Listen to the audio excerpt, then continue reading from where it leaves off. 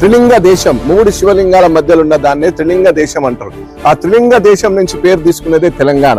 3 శివలింగాలు అంటే ఇటుపక్క కాళేశ్వరం, అటుపక్క శ్రీశైలం, అటుపక్క ద్రాక్షారామం.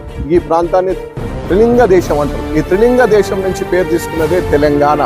తెలంగాణ అనే పేరు త్రిలింగ దేశం నుంచి తీసుకునబడ్డది. దీనికి కరెక్ట్గా పరిపాలన చేసింది మన నాయకుడు కేసీఆర్ గారు, తెలంగాణ బాపు జాతిపిత. ఈ 25 సంవత్సరాల పండుగ